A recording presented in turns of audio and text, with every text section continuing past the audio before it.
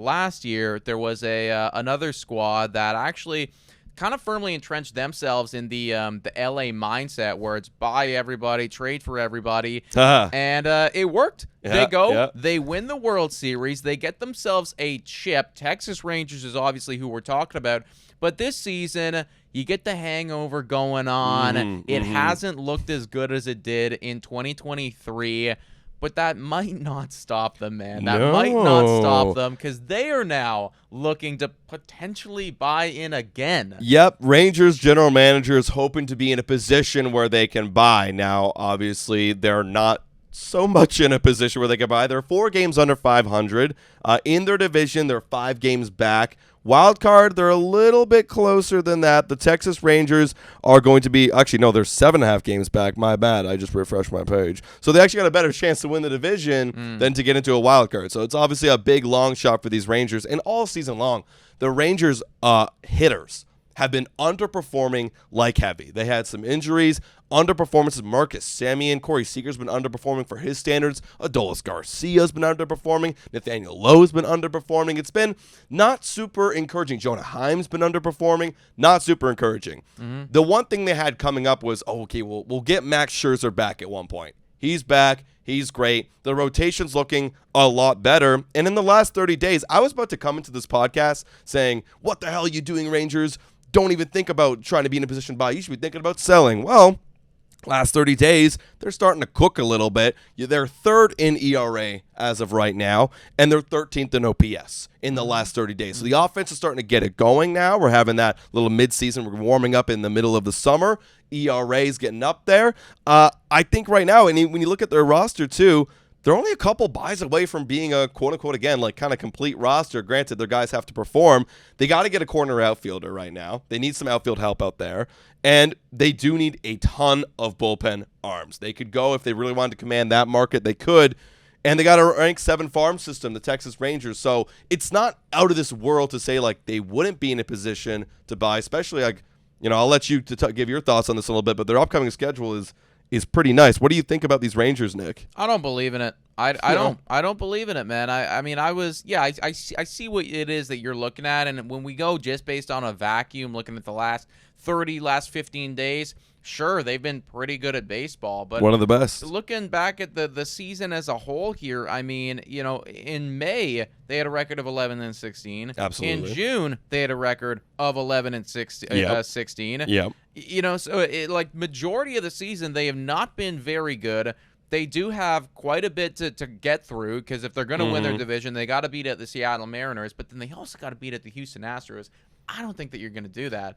It'd be the Mariners for me. The Mariners would have to have a collapse. But they have to win the division. Yeah, I know. They have to win the division if they're going to make it, right? Right, so right. It's like you need to beat the Mariners and the Astros. I don't see you doing that. But wild card as well. Like again, a lot has to go right, and a lot has to go right for them right now. And again, I brought up the schedule. I mean, they have to be in a position to buy. They got 3 games against the Orioles starting tomorrow, and then you have 4 games against the White Sox. That's where you can go on a tear and prove yourself. And then you have 3 games against the Toronto Blue Jays.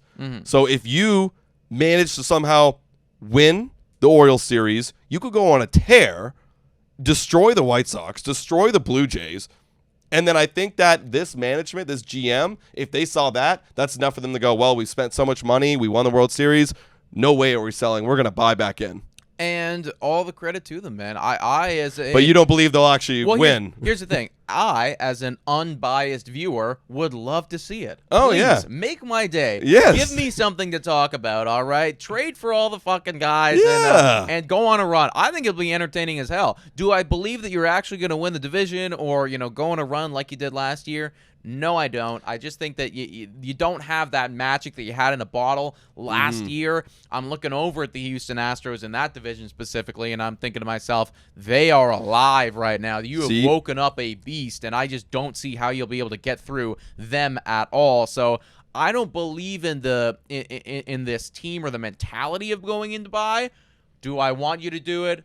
Be my fucking guest. I mean, it's one of those things where when we were looking at the Astros, granted they have the track record to back it up that they're gonna turn it back around, but they were ass.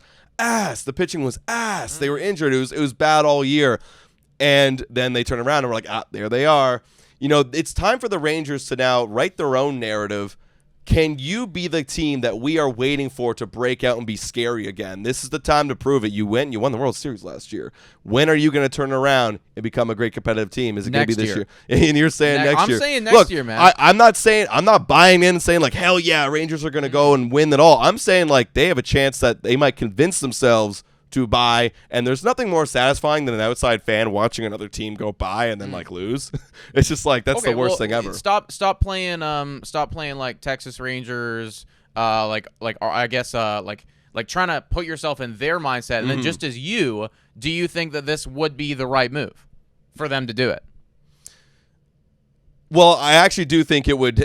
You have to wait and see. I wouldn't go sell heavy. It depends on the kind of assets. I'm not too familiar with who their 1 year guys are, but I just wait till the final couple days. I'm not selling off like my big guys, my big name dudes at all. Like I'm keeping we're running it back next year because there is potential there. I mean, hell, we were Toronto Blue Jay fans. At least they're turning it on. The Blue Jays have never turned it on. It's a clear sell. Whereas they like, oh, we have something here. So let's see how this next week plays out.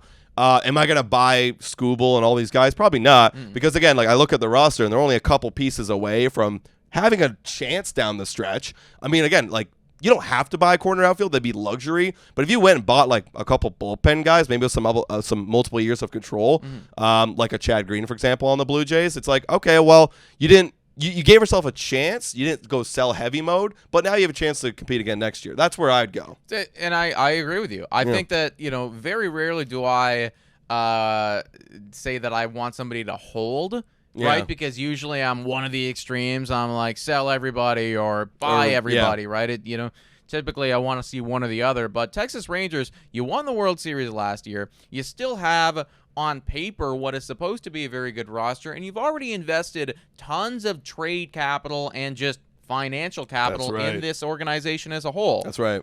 Hold. Just hold. Maybe you're right. They have been good in the last 30 days. They've been 8-4 in July, right? So this team won a World Series last year. You could still do it. You will get Jacob deGrom back eventually. I completely forgot that he was even a baseball player in MLB because he's been living on the IL for so long. But that will obviously be a big piece. Tyler Mahle as well. Yeah, he will be coming back. Right, forgot about him completely. So just my mentality is, if you're the Texas Rangers, you're doing something right now. Just hold, see what happens. Yeah. Maybe you get lucky. Maybe you sneak into a wild card. If not, guess what? You got a fucking banner sitting up there, and you're gonna come back even better next year. That's it. You signed Marcus Semien to 7 years for a reason. You signed Corey Seager to a long-term deal for a reason. Just keep playing.